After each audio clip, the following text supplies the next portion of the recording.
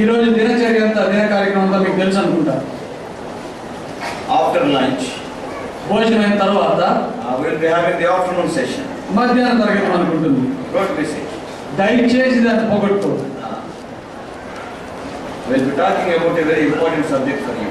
మీ కొరకు చాలా ప్రాముఖ్యమైనటువంటి ఒక విషయం గురించి మాట్లాడతాను. That is very important. చాలా ప్రాముఖ్యమైన సంగతి అది. You know what is it? ఏంటో తెలుసా? Whom to marry and when to marry. ఎవరిని పెళ్లి చేసుకోవాలి, ఎప్పుడు పెళ్లి చేసుకోవాలి, ఎందుకు చేసుకోవాలో చెప్పము. ఎందుకు చేసుకోవాలో చెప్పము. In one meeting, ఒక గుడిలో I talked about marriage. వివాహం గురించి మాట్లాడాను. And then after the meeting is over, meeting అయిపోయిన తర్వాత I asked one brother, ఒక సోదరుని అడిగాను, what do you want me to talk in the next meeting? తర్వాత గుడికి ఏం మాట్లాడాలనుకున్నావు? Immediately he said, talk about divorce. వెంటనే విడాకుల గురించి మీరు చెప్పండి అంకుల్ అన్నాడు. I do not know in what type of hell that brother was. పాపం ఎలాంటి నరకంలో ఉన్నాడో మనకు తెలియదు. So this afternoon, ఈ మధ్యాహ్న సమయంలో yes, get ready, not to marry, but the thing is to hear about marriage. ఈ పెళ్లి చేసుకోవడం కొరకు కాదు కానీ పెళ్లి గురించిన సంగతులు తెలుసుకోవడం కొరకు. So elderly people who are already married, you need not get ready. పెళ్లి అయిపోయిన వాళ్ళు మీకు సిద్ధపాటు అవసరం లేదు. Your chance is over and my chance is also over. మీ తరుణం అయిపోయింది, మా తరుణాలు కూడా అయిపోయింది. So తరుణాలు కాదు, అవకాశం ఒకటి తరుణాలు కాదు. okay. So get ready this afternoon for that. మధ్యాహ్న సమయంలో దానిలో సిద్ధపడాలి. And once again let us turn to 1 Samuel 17th chapter. మొదటి సమయాల గ్రంథము 17వ అధ్యాయం Verse 47 all together please. 47వ వచనం అందరం కలిసి చదువుతున్నాం. 1 Samuel 17:47 all together. మొదటి సమయాల గ్రంథము 17వ అధ్యాయము 47వ వచనం అందరం కలిసి చదువుతున్నాం. అప్పుడు యెహోవా కత్తి చేతను ఈట చేతను రక్షించేవాడు కాడని ఈ దండు వారందరూ తెలుసుకున్నారు. యుద్ధము యెహోవాదే, ఆయన మిమ్మల్ని మా చేతికి అప్పగించినని చెప్పాను. For the battle is the Lord's. యుద్ధము యెహోవాదే. In the first part we have seen David was awakened by the challenge. మొదటి భాగంలో మనం చూసాము దావీదు ఈ సవాలుతోటి మేల్కొన్నాడు. Because the thing what he has expected he has not seen in the battlefield. ఎందుకంటే ఆయన ఏదైతే జరుగుతూ ఉంటుందని ఆశించాడో అది జరగడం లేదు. That's why he has taken it as a challenge and an opportunity to stand for the Lord. అది కొరకే దేవుడి కొరకు నిలబడడం కొరకు ఇది ఒక అవకాశంగా తీసుకున్నాడు. Even when you want to stand for the Lord, ప్రభు కొరకు నిలబడాలి అనుకున్నప్పుడు, remember as young people, if you want to stand for the Lord wherever you are, యవనస్తులుగా మీరు ఎక్కడ ఉన్నప్పటికీ ప్రభు కొరకు నిలబడాలి అనుకుంటే do you know what will happen? ఏం జరుగుతుందో తెలుసా? That is what we are going to see in the second part. ఇప్పుడు రెండో భాగంలో దాన్ని మనం చూసుకుంటాం. First part we have seen that David accepted, awakened by the challenge. మొదటి భాగంలో దావీదు సవాలుతోటి మేల్కొన్నట్టు మనం చూసాం. And now we are going to see David accepted the challenge. ఇప్పుడు రెండో దాంట్లో దావీదు ఈ సవాల్ని అంగీకరించినట్టు మనం చూడొచ్చు. So what will happen when we accept the challenge like David? దావీదు లాగా సవాల్ని అంగీకరించినప్పుడు ఏం జరుగుతుంది? Generally what we will expect? మామూలుగా ఏం జరుగుతుంది? When everybody is running away, అందరూ పారిపోయేటప్పుడు, when you say that okay I want to stand for the Lord, నేను ప్రభు కొరకు నిలబడతాను మీరంటే generally you think everybody will appreciate you. మామూలుగా ఏమనుకుంటారు? అందరు మిమ్మల్ని మెచ్చుకుంటారు Oh, అనుకుంటారు. nobody is standing. అబ్బా ఎవరు నిలబడడం It లేదు. is a battlefield, it is a life and death situation. యుద్ధ భూమి, మరణ జీవితంతో సంబంధించినటువంటి విషయం. We do not know whether you will come back alive or not. తిరిగి బ్రతికి వెనక్కి వస్తామో లేదో మనకు And తెలియదు. the enemy is so big and great. ఈ శత్రువు చాలా పెద్దవాడిగా గొప్పవాడిగా You ఉన్నాడు. are going against Goliath. గొలియాతుకు విరోధంగా వెళ్తున్నాము. Oh, such a wonderful decision you have taken. ఎంత అద్భుతమైన తీర్మానం తీసుకున్నారు. Go forward. ముందుకు వెళ్ళని ప్రోత్సహించాలి. Generally we will expect that people will appreciate us like that. సర్వసాధారణంగా మామూలుగా మనుషులు అలా అంటారేమో అని చెప్పి మనం ఆశిస్తాం. But that will never happen to me. కానీ ఎప్పుడు జరగదు అది గుర్తుపెట్టు. When you want to stand for the Lord, ప్రభు కొరకు నిలబడతాను అని you know అంటే what has happened to David? దావీదుకి ఏం జరిగిందో తెలుసా? What has happened to David? దావీదుకి ఏం జరిగింది? When David accepted the challenge, దావీదు ఎప్పుడైతే ఈ సవాల్ని అంగీకరించాడో the first thing that has taken place is మొట్టమొదటిగా జరిగిన సంగతి ఏంటంటే his motives were misjudged. ఆయనకున్నటువంటి ఉద్దేశాన్ని తప్పుగా నిర్ణయించారు. Verse 28. తప్పుగా తీర్పు తెచ్చారు. 22వ వచనము. What his eldest brother Eliab is telling? తన అన్న ఎలియాబు ఏం చెప్తున్నాడు?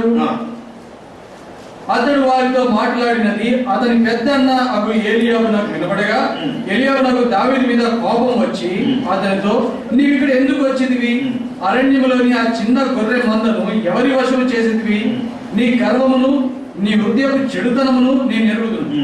యుద్ధము చూచుటకే కదా నీవు వచ్చితివనెను. Who will go to the battlefield to see the battle? Is it a cricket match? Cricket match ఏంటి యుద్ధం అంటే వెళ్ళి చూడడానికి? Cricket match, if suppose if somebody knocks a sixer, even in the gallery you can catch it. But in the battlefield, if somebody leaves the sport, what will happen?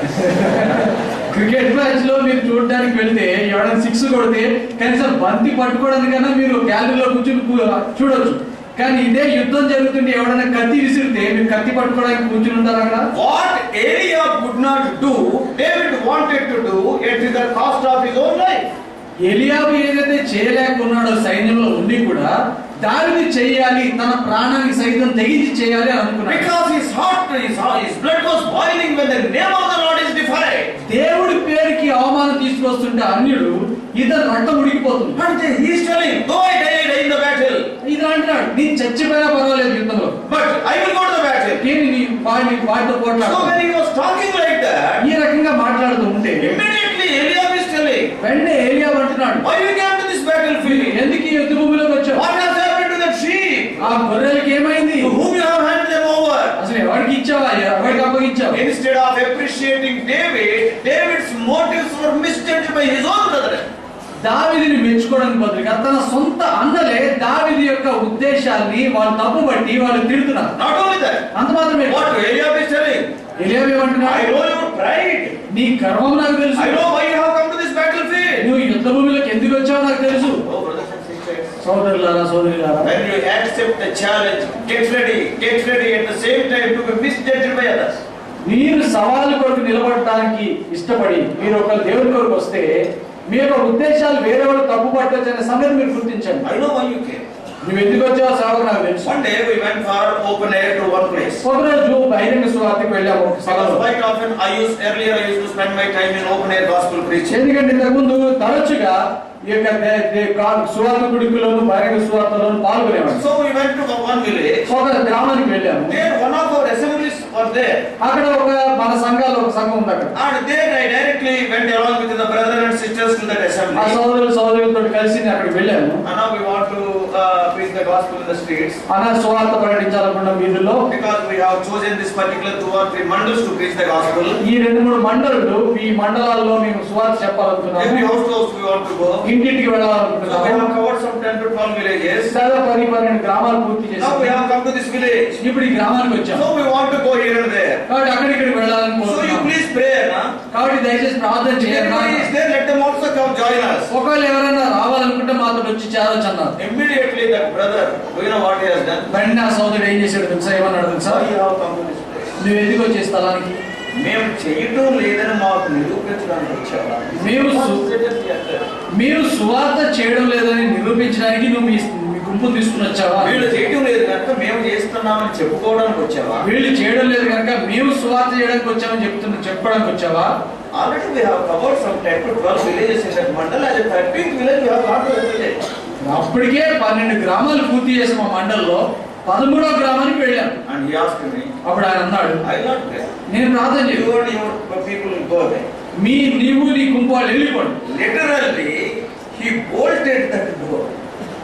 అక్షరార్థంగా గేటుకి గొండెం పెట్టాడు. I never expected in my life. నా జీవితంలో ఎప్పుడు కూడా నేను ఇలా అనుకోలేదు, జరుగుతుంది అనుకోలేదు.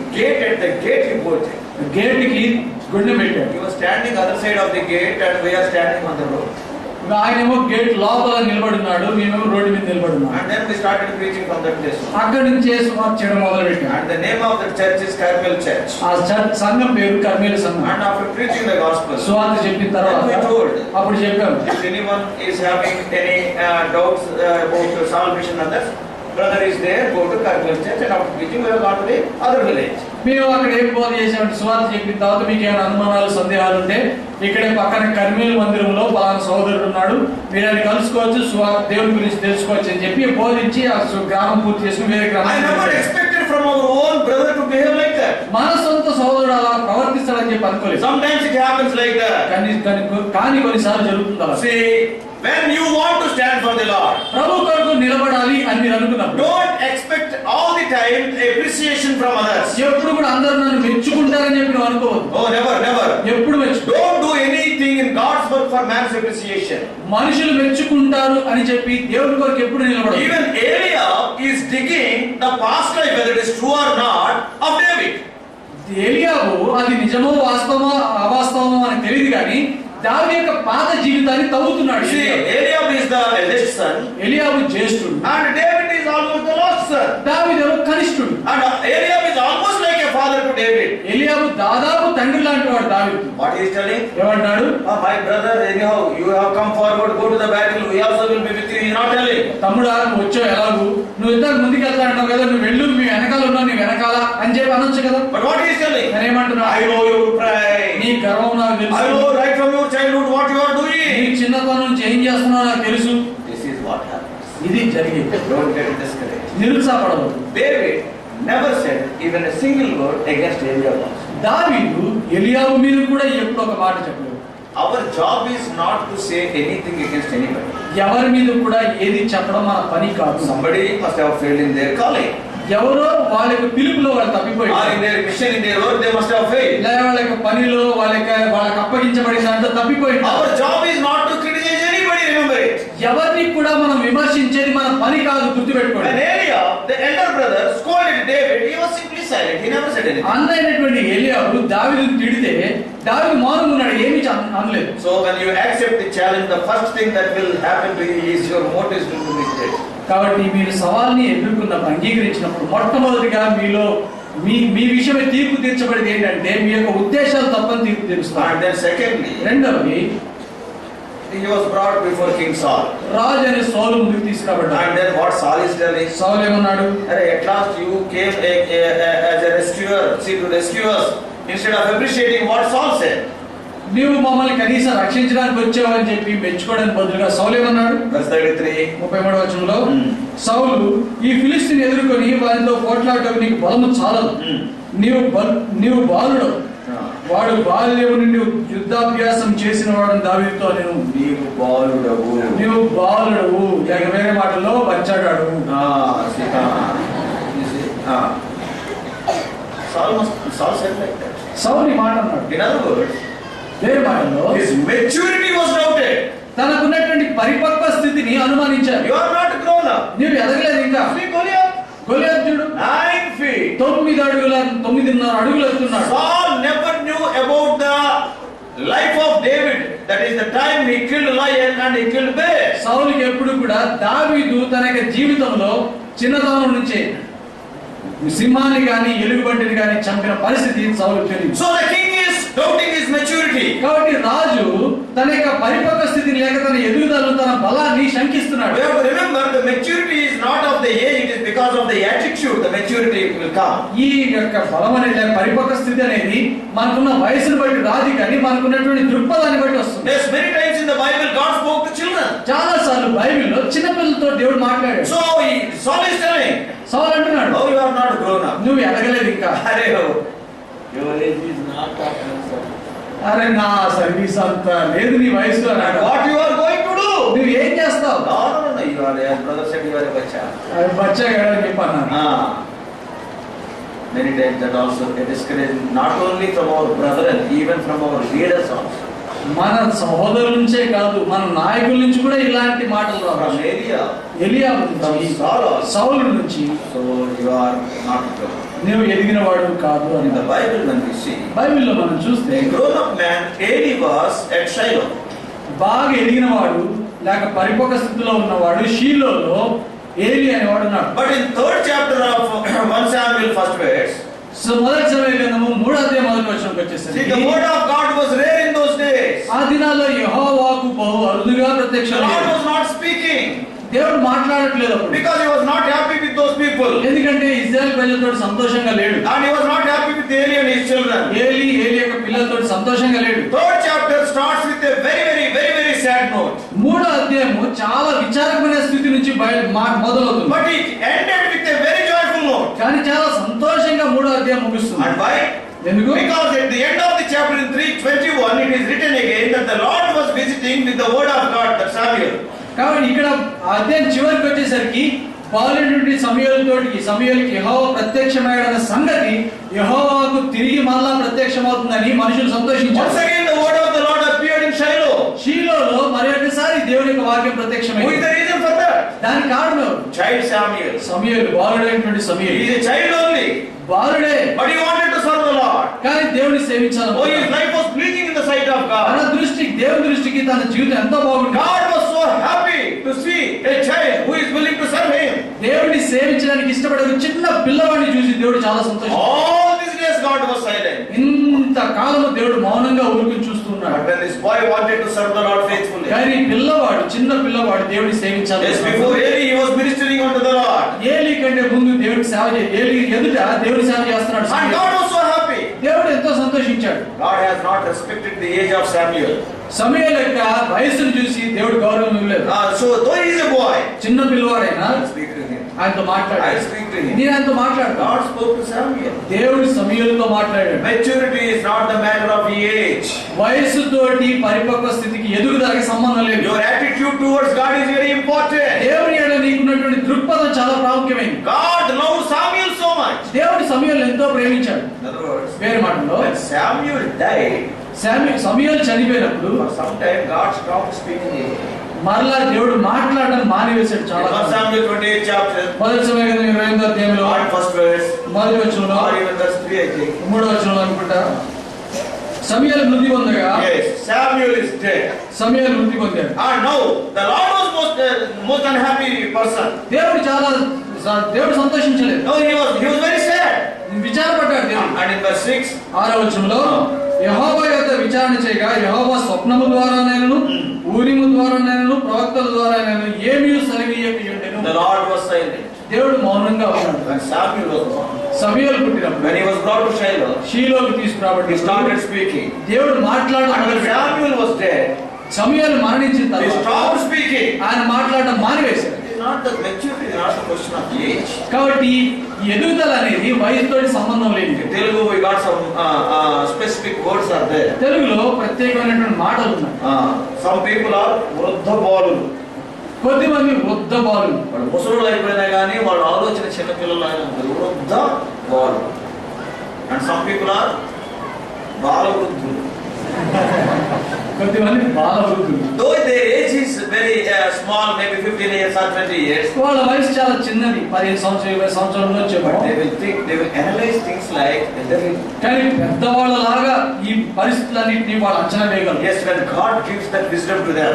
దేవుడు వాళ్ళకి ఆ జ్ఞానాన్ని ఇచ్చాడు. So brothers and sisters, కాబట్టి ప్రియమైన సోదరులారా, when you want to stand for the Lord, ప్రభు కొరకు మీరు నిలబడాలి అని sometimes your own brethren may not encourage you. కొన్నిసార్లు మీ సొంత సోదరులు సోదరులే మిమ్మల్ని And ప్రోత్సహించకపోవచ్చు. somehow, sometimes the leaders also like Saul may not encourage you. కొన్నిసార్లు నాయకులు లాంటి సౌలు లాంటి నాయకులు కూడా మేము But ప్రోత్సహించకపోవచ్చు. somehow David could convince those people కానీ ఏదో ఒక రకంగా దావీదు వాళ్ళని ఒప్పించగలిగాడు. because of his faithfulness. ఎందుకంటే తన యొక్క నమ్మకత్వాన్ని Now he wanted to go forward. ఇప్పుడు ముందుకు వెళ్ళాలనుకున్నాడు. And at that time, ఆ సమయంలో you know what Saul is telling? సౌలు ఏమన్నాడు తెలుసా? See, David's methods were questioned. దావీదు యొక్క పద్ధతుల్ని అనుమానించాడు. How you are going to fight with that man? అరే అంత పెద్దవాడితో నువ్వు ఎలా యుద్ధం చేస్తావు? David said, దావీదు అన్నాడు, my sling is there నా దగ్గర ఒడిసెలు ఉంది, and my stones are నా there. దగ్గర రాళ్ళు I ఉన్నాయి, want to fight with him. వీటితోటి వాడితో యుద్ధం చేస్తానన్నాడు. Saul was really, see, you can imagine. See, he wondered, సౌలుకి ఆశ్చర్యం కలిగింది. ఏంటిది? what are you talking? నువ్వు ఏం మాట్లాడుతున్నావు? ఇది గొర్రెగాయడం అనుకున్నావా? What you are talking about the sling and stone? ఓ కర్ర ఒక ఒడిసెలు తీసుకుని ఏం యుద్ధం చేస్తావు?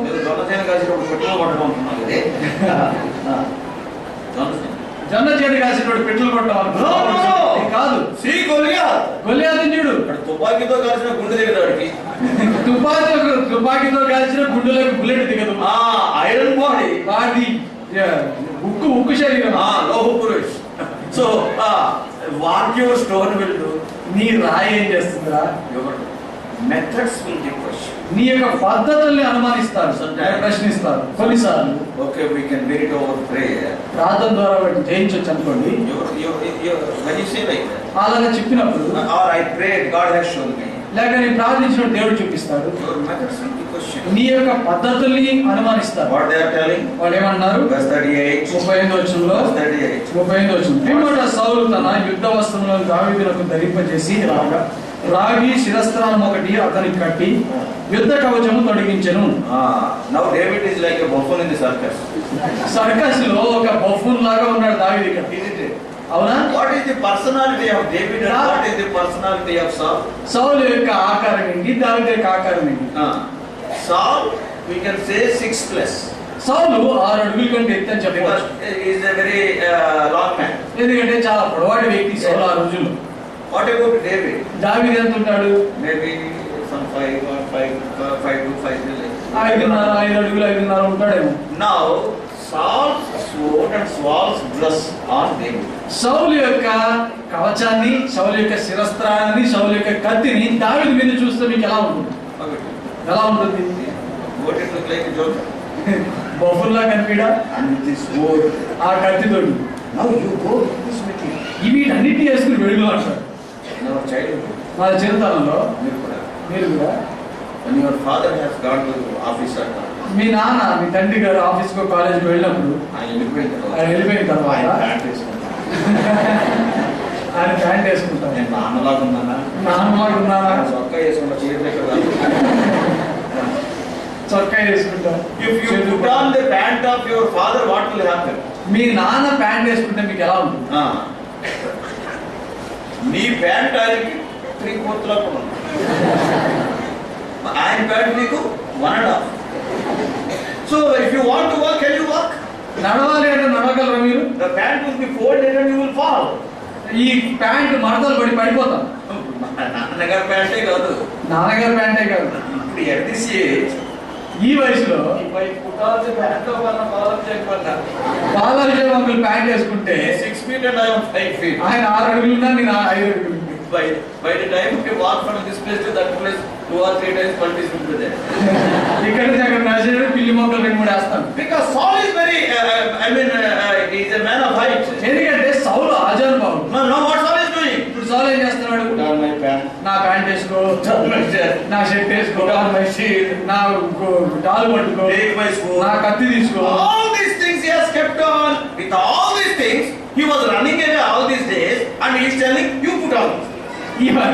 ఇవన్నీ వేసుకుని ఇన్ని రోజులు సౌలేమో గొలియాతు చూసి పారిపోతున్నాడు. ఇప్పుడు దావీదు యుద్ధం చేస్తాననేసరికి దావీదుకేసి ఇవన్నీ వేసుకుని యుద్ధం చేయాలి. All the methodology what Saul used all these days brought defeat to Saul and fear to Saul. ఇన్ని రోజులు ఇలాంటి పద్ధతులన్నీ కూడా సౌలుకి అపజయాన్ని, భయాన్ని కలిగించాయి. And now what he is telling? ఇప్పుడు ఏమంటున్నాడు? Use this method. ఈ పద్ధతులు ఉపయోగించు. David has taken the king's dress, ఒకసారి ఫోటో తీయించింది. దావీదు ఒకసారి ఫోటో తీసుకున్నాడు. రాజువన్నీ King Saul's dress not an ordinary thing. రాజైన సౌలు యొక్క యుద్ధోపకరణములు ఇవి మామూలు కాదనుకున్నాడు. Yes. Put on all those things. ఇవన్నీ వేసుకున్నాడు. And he said, అన్నాడు, these things. Forget about fighting, I cannot walk. యుద్ధం చేయడం సంగతి మర్చిపోండి, నడవడం కూడా చేతగట్లేదు నాకు అన్నాడు. So who will carry all this sword and all these things? So many kilos of weight is there. ఇంత బరువు ఉంది, ఇదంతా నేను ఎక్కడ తీసుకుని తిరుగుతానన్నాడు. No, I don't want. లేదు ఇవన్నీ వద్దన్నాడు. So